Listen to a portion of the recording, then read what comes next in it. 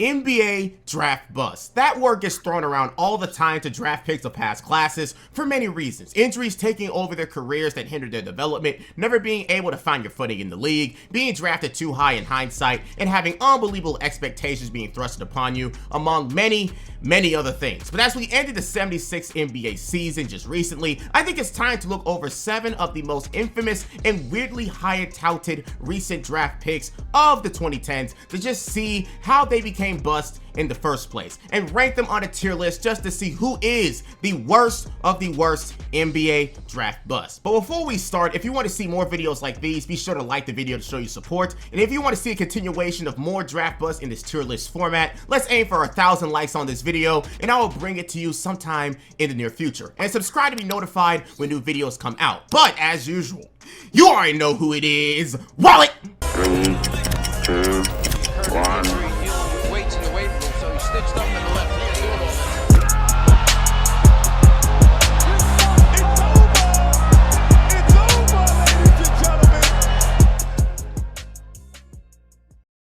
Let's start things off with one of the most recent examples I will be using in this video. Jahlil Okafor and his path to it being an NBA bust. It has to be one of the most unconventional ways to become one we've ever seen, but before he became one, he was one of the best college players in the NCAA ranks, dominating the competition as a 6'11", 275-pound beast with his array of post moves and overall having one of the smoothest post games we've ever seen at his age group. And as we know, at Duke University, he averaged 17 points and 9 rebounds a game, shooting 66% from the field and playing one of the hardest schedules in college basketball, meaning he'd be a shoo-in to be a top pick in that next year's draft. But as the more versatile Karl-Anthony Towns went first and point guard prospect D'Angelo Russell went second, the 76ers finally made their call to Jahlil, where you'd think he'd spend a good majority of his career and growing into a top big man in the NBA ranks. But that's exactly what he'd do. In his rookie season, he'd go on and show the NBA why he was supposed to be taken more seriously as a draft prospect, averaging 17 points and 7 rebounds a game and over 50% shooting, and ending the season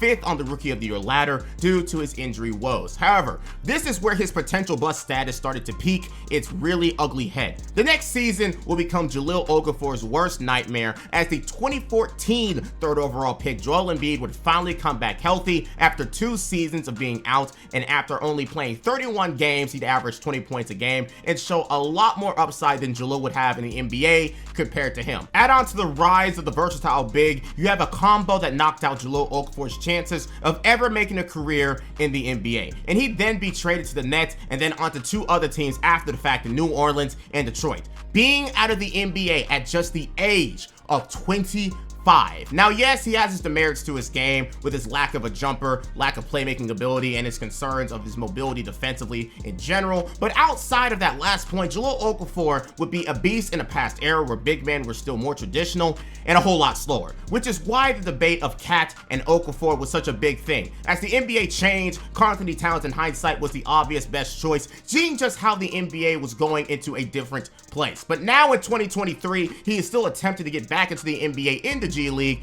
and with the G League being more traditional basketball wise, he is absolutely dominating, averaging 20 points a game on 70% shooting. 70%, and these aren't DeAndre Jordan or Rudy Gobert buckets. He is absolutely making fools of opposing big men down there in the G League. But at the end of the day, by definition, he is a bust, and he must be ranked on the tier list. And for me, understanding what goes into the reason of him being a bust in the first place, I'll be giving him an A tier ranking. He is still a bust by definition, again, still never being able to work out a role in the league and only playing 247 games in 5 years. But we as NBA fans can understand that it was not for a reason he could exactly help at the time, but something, again, his situation just could not control as the new NBA age was looming over the horizon, and he unfortunately was in the 2015 NBA draft. Still a bust, but in my eyes, excusable to some extent. From one imposing college big man to another, but taller, let's talk about the 7'3" African center that terrorized the college ranks and broke many, on top of many, blocking records. Hasheem Thabeet. Now, we learned in the past about the risk that'll come with taking a player who only started playing basketball later in life, and Hasheem is no different. Only starting to play basketball at the age of 15. But when you are at the height that he was, there is always going to be a lucrative opportunity to play basketball at a professional level. But as soon as Hasheem touched down in Connecticut, he immediately gave the Huskies one of the most dominant college careers defensively we will ever see in college, averaging 4 blocks a game in his career in 3 seasons and being 13th all-time in total blocks for an NCAA career. However, when the prospect of him being in the NBA came to the horizon, that is when NBA scouts started to hyper-analyze his game and expose the weaknesses of the beat, starting with his super lackluster scoring game with no post moves, to his game at all, not being the most mobile center in the world, which you could argue would be the biggest problem at that stage of the NBA, at least in the 2010s, and not having much upside as a prospect, as again, he just started playing basketball at the age of 15. If you want an example of someone who is in that same exact situation and someone we may talk about in a future video, then the name Michael Olowokandi comes to mind, who was drafted first overall in 1998. But literally didn't touch a basketball until he was 17 years old and only started playing at 18. But in the stacked 2009 NBA draft with future All-Stars and even future MVPs to choose from, the Memphis Grizzlies chose him at 2nd overall over a plethora of other names, drafting the Beats to, I guess, to be their cornerstone center, despite already having Marc Gasol for the Pau Gasol trade, who hasn't yet developed to the player that we all know he ended up becoming. But immediately you could see this pick was an absolute travesty, as Hasheem was never meant to be an NBA player, struggling at all ends basketball that wasn't him blocking a shot. And even then, he couldn't stop being a foul magnet, garnering almost 3 a game in only 13 minutes played in his rookie year. But as the story goes, after that point, his career was basically over, being buried on the bench and playing for 3 other teams where he'd still barely even be in an NBA rotation. But after a decade and some change, where does this pick and player end up on the scale for NBA draft bust? Well, we already know what that answer is going to be: pretty damn high, or I guess pretty damn low, only being drafted behind Blake Griffin and drafted ahead on top of many All-Stars, and then basically never being much of an NBA player after his first season in the NBA, only playing 224 games in 5 years. So I think there's only one place he can go: F tier. One of the absolute worst we've ever seen in the NBA. Another example of just how different the NBA and NCAA games can be, and just how some players in those ranks just cannot translate. And again, the fact that he only started playing basketball real seriously at 15 and then being thrusted in the NBA only a couple years later at 21 had to be enough of a red flag to not take him 2nd overall. Let's stop talking about centers for a bit and move on to a new position, or in this person's case, never knowing what his true position would be in the NBA. But we do know what that person is: the 2nd overall pick of the 2011 draft, Derrick Williams. The 2011 class is known for having some of the best players of our generation within the ranks: Klay Thompson, Kawhi Leonard, Jimmy Butler, and even the 1st overall pick, Kyrie Irving. But at the 2nd spot, the Minnesota Timberwolves went ahead and took the super athletic and electric Derrick Williams. But the question is, why? Well, as we all discussed with our last entry, the college game and the NBA game are completely different, and Derrick was able to excel in the college game, being the super athletic 6'8", 240-pound wing playing for the Arizona Wildcats. He was a matchup nightmare for everyone, being too powerful and overbearing for college wings trying to handle him, and being able to fly past NCAA power forwards and do an array of finishing moves around them, or even to dunk on them if he really wanted to. A perfect specimen when it comes to the NCAA game, looking to take over. But after a sophomore season where he averaged 19 points a game and almost shooting 60% from the field, he only became a more interesting prospect for the NBA game. And it wasn't like he had any reason to stay in the NCAA ranks, not being able to improve on much statistically and already proving to be a top player at only a sophomore. So much was already there for him, but at the same time, the red flags were there, but we will talk about that later. So with that super dominating season over and done with, he was drafted 2nd overall to Minnesota Timberwolves, who were already pretty front loaded with their front court talent in Kevin Love, Nikola Pekovic, and Michael Beasley. But this is where the red flags from college would rear its very ugly head. First of all, not having a clear NBA position, again being a 6'8" and 240-pound forward, being too slow to compete with NBA small forwards, and being too small to compete with NBA power forwards. This is what we like to call an NBA tweener, being able to play 2 positions but not excelling at either one of them or having a defined role. Add on to that with the lack of a consistent jump shot and his lack of upside in any other aspect of the sport outside of his athleticism, and you have another case of an NCAA prospect being able to fool a franchise off his dominance from his days in college that had very little chances of ever working out in the NBA. And the Timberwolves only gave him 2 seasons before they figured out the mistake they made, where at most he averaged 12 points a game, but not being able to show off that dominance he had in college. Then after 6 more stops on other teams, he has been out of the league since 2018, and again at the age of 26. To his credit, having some pretty decent times in other teams in his roles in Sacramento and New York as a fan favorite, but never panning out at all. But on the tier list, where does he go? Well, he certainly was a reach by all means. He definitely tricked the Timberwolves with his numbers in college,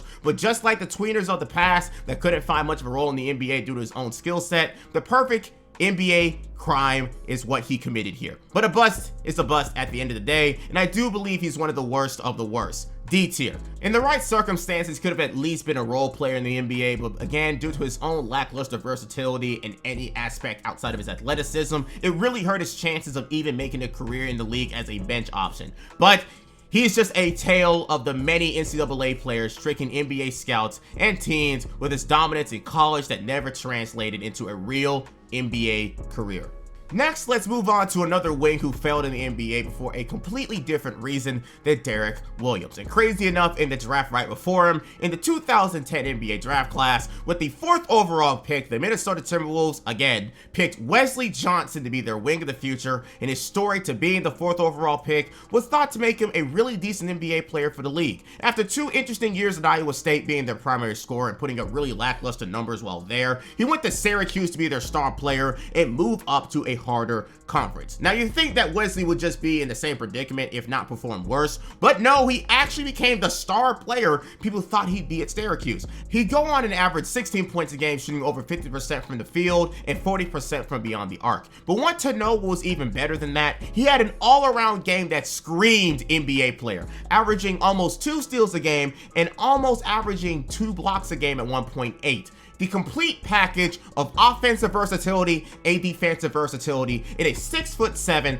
205-pound frame. Tell me that does not scream NBA player. Only thing he had to work on is his playmaking, but he'd truly be the full package if he can just get that one thing out of the way. But as the 2010 NBA draft progressed, and as the Timberwolves watched John Wall and Evan Turner get picked up, who were thought to be the best players in the class at the time, they chose Wesley Johnson to be their perimeter threat for the future over guys like Gordon Hayward and Paul George, who were drafted at 9 and 10. But just like with Derrick Williams, they soon realized they made a mistake, as Wesley Johnson's game did not translate at all at the NBA level. Starting in 63 games, but only able to put up 9 points a game on an abysmal 39% from the field. A lot of people around the league and discourse who came together really just decided that Wesley Johnson was destined to be a bust just off his 2 years alone in Iowa State, and called his season at Syracuse a flash in the pan. And honestly, this is probably the best reason anyone could make of this immediate burnout in the NBA. Because after that first season in Minnesota, he immediately got turned into a bench player on every team he played on, and not a good one by any means. Given chances in Los Angeles and Phoenix to try to bring back that Syracuse magic, and at the end of the day, he played 9 years in the NBA for 6 different teams and never had a productive season in his career. But it could be worse. He could have just been thrown out the league immediately, and for that, I give him a C tier ranking. For a lot of these busts, their fate is to be thrown out ASAP, as we've seen in Jahlil Okafor and Hasheem Thabeet, but Wesley Johnson was able to survive as one of the longest tenured players we'll talk about in this video. Was he still buns? Yeah, for sure, but he lasted a whole lot longer than most NBA draft busts, and that is an achievement in its own right. But while we're on the subject of NBA busts that didn't last long in the NBA, let's talk about one of the shortest tenured #1 overall picks ever, only playing 151 games in 4 years, and crazy enough, only starting in 4 games in his entire career. You know him, you love him, and Cavalier fans hate him. Let's introduce #1 overall pick of the 2013 NBA draft, Anthony Bennett. Now, Anthony Bennett's road to becoming the #1 overall pick was the perfect storm of many things. Of course, as we all know, the 2013 class was full of non-imposing prospects who, if we'd have put in any other class in the 2010s, would most likely be out of the lottery or even second-round picks. And that is proven by guys like Alex Len and Cody Zeller being in the top 5. Secondly, as some people remember, Anthony Bennett was never considered to be a '1 overall pick prospect. It only began to be talked about as a top 5 pick due to his lone season at UNLV, where he was dominating the competition as a freshman with a big 6'8", 240-pound frame to support himself, overpowering everyone, having shooting range and really good athleticism for his size. Now, of course, there was no obvious #1 overall pick option, but compared to most of the top 5 selections, they were really standard prototypes with not a lot of upside to them, while some scouts seen Bennett as the opposite. But obviously the red flags are still there. The main one being, how would his size and frame translate to the NBA? But as he got drafted, we already know how every NBA fan reacted, and he was represented by Bill Simmons in the background. With the first pick in the 2013 NBA draft, the Cleveland Cavaliers select Anthony Bennett of Toronto, Canada, and the University of Nevada, Las Vegas. So now we have it. Anthony Bennett was drafted to a team who already owned Tristan Thompson at the 4 and overall was jumbled with their front court core. He even played minutes as a small forward due to it. Still trying to figure out just where does he fit in the NBA. But as we all know, his downfall was immediate, having many problems at the NBA level. Firstly, not having a defined position due to his size and lack of NBA athleticism, same as other players we talked about before, having weight issues which would only bring more problems in the future, and overall just not being made for the NBA. Again, he had the perfect storm to get drafted highly in the first place and maximize that into being a first overall pick. But from day one, we could all see that he was not NBA material. And the Cavaliers took the bait and unfortunately paid the price for it. And in his infamous first season, he averaged 4 points a game on 35% from the field and only scored 10.6 times in 52 games. And as we all know, he was involved in a trade for Kevin Love, and he was sent to Minnesota, did bad there, signed with Toronto, didn't do much there, and in his final destination in Brooklyn, again, he didn't do anything. Only having 4 seasons of service in the NBA and only becoming one of the worst first overall picks of all time. But it's safe to say we already know where he belongs on this ranking. F tier, bottom of the barrel. Couldn't even survive in the NBA for his pension and will forever stay a top 3 worst draft bust of all time, if not at the worst, top 5. But hopefully we never have a draft class that bad again to avoid this from ever happening again. Now, as Michael Jordan has recently sold off his stake as majority owner of the Charlotte Hornets, he has made many different bad draft selections as the majority owner. And this person happened to be one of the worst draft busts of all time. Before we had Anthony Bennett in 2013, we have the second pick of the 2012 NBA draft, Michael Kidd Gilchrist. And I know the name immediately brings up flashbacks to one of the worst jumpers you'll ever see by an NBA player. But before he was being roasted by that being one of his top things about him as a player, he was already one of the top high school prospects of his class and also playing at Kentucky alongside his college teammate and #1 pick of that class, Anthony Davis, where he put up some decent numbers at Kentucky, being a part of a very stacked team, and Michael being a dangerous inside presence and an A-tier athlete defensively. But did he deserve to be the 2nd overall pick of that draft? Even when you look at his college tape, you can see there was much to be desired from him. He was mainly a top recruit in high school due to his athleticism and size as an athlete, built like more of a football player than an NBA player at 6'6", 230. But what I want to ask is, where is he supposed to be placed as a player in the NBA? He's too slow as a small forward and can't create for himself, and he's too undersized for a power forward and will struggle due to his lack of shooting ability. As I said many times in this video, some players are meant for the NCAA game where some of those qualities don't matter, but in the NBA where you're facing the best of the best, you are definitely not going to be able to skate by off of athleticism and strength alone. But the Hornets didn't see any of those warning signs as red flags and took Michael Kidd Gilchrist 2nd overall instead of giving Kemba Walker a running mate in the backcourt in Damian Lillard or Bradley Beal, who was selected right after MKG. But to his credit, where he came to the Bobcats at the time, he was an okay supplementary piece on a team who had plenty of scorers already there. But obviously when you draft someone at the 2nd overall pick and seeing how Damian Lillard and Bradley Beal were already getting things done for them as rookies, you're definitely not going to want to use a 2nd overall pick on a role player. And again, the Hornets already seen what they messed up with him. And it never got any better than that. As Michael Kidd Gilchrist would continue the rest of his career as a role player with Charlotte, and then as the team slowly got better with other young pieces, he would slowly be put on the back burner until he's finally traded away to the Dallas Mavericks, played 13 games with them, and then disappeared from the NBA sphere at the age of 26. Now, unlike other viral busts, he was able to at least make some type of a career in the NBA, even if it was with the team that drafted him originally. But for the fact that he quite quite literally never improved since his rookie season, I will have to give him a D tier ranking on the tier list. It's pretty plain and simple why he ended up here, but also not much to say since he was one of the most uneventful draft bust stories I've seen. But a bust is a bust, being one of the many bad draft selections by Michael Jordan and the Hornets/Bobcats organization. And for our final bust for today, we have a player who is a victim of a new trend and new meta coming to the NBA. The stretch big and unicorn player type. And as Kristaps Porzingis started it off in the 2015 class, you had an early selection get traction due to his rookie success, and that was the 4th pick of the 2016 draft, Dragan Bender, who was brought in to the Phoenix Suns to be their version of that. I talked about his entire NBA journey on my case study of the NBA unicorn on my channel. That'll be linked on the screen. But again, the 7-foot Dragan Bender made himself known at the perfect time in the NBA as the league slowly shifted to a more perimeter-oriented game, with more three-pointers being shot more than ever and a traditional center being thrown away by every team. Now it's all about versatility, and with Kristaps Porzingis impressing the NBA world, it opened up an avenue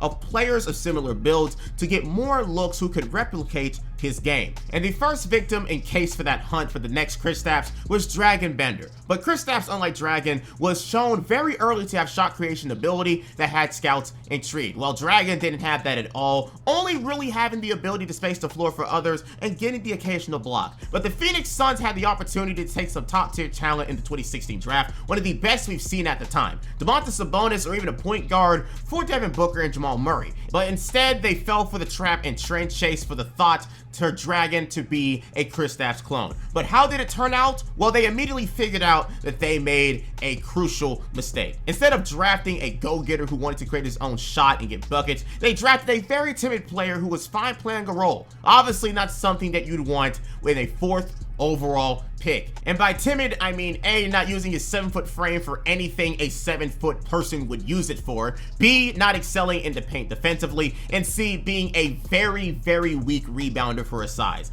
And not to sound like an extreme critic, but he was legitimately 7 feet for nothing at all. He was given a better opportunity to become better in his second year, being the full-time starter and playing 25 minutes a game. However, zero improvement was shown, scoring only 6 points a game on an abysmal 38% shooting. But at least he shot 36% from 3, so I guess he had that going for him as he stretched big. After that point, they were done with him, sending him to the bench in his 3rd season, and after that, being signed by the Bucks, not getting his rookie extension, and traded to the Warriors, only lasting 4 seasons in the NBA, 3 of them with the Suns where he disappointed, and 1 of them when he was already 1 foot out of the league, basically. But again, he was more of a victim of Kristaps Porzingis and the rise of the shooting big man, or I guess you could say he benefited from it, making money in the NBA. But overall, on the tier list, we already know where you gotta go. F tier. Worst of the worst. His talent was more of the scale of a 2nd round EuroLeague talent that usually gets sent back to develop more than a top 5 pick. And while put in that position, he underachieves compared to his placement in the draft. Again, one of the worst of all time for sure. Now, as we've seen, the NBA drafting process isn't the most consistent in how a player is looked at and then drafted. In hindsight, we can see a player years later and exactly understand how they weren't meant to be drafted that highly or even drafted at all in some cases. But whether it's due to a flash in the pan season, being fit more for the NCAA game rather than the NBA, a shift in the NBA meta itself, whatever it may be, not everyone is meant to survive in the NBA, no matter how highly drafted they are. Even sometimes the #1 overall pick of the NBA draft. But as always, I hope you enjoyed today's video and learned something new, as my vision for this channel is to inform and entertain. Check out my social medias for the inside life of Alvini and other channel news. Check out my Twitch where I stream weekly. And lastly, if you want to talk to your boy, there is always my Discord. Links are in the description. But with all that out of the way, this is your boy, Alvini Linguine, saying peace